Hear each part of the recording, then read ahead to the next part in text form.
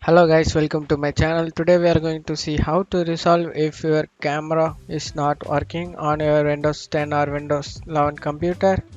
Let's fix that guys. Go to search menu and type settings.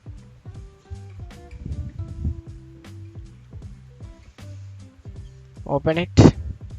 Want to go to privacy and security, click on it and scroll down guys.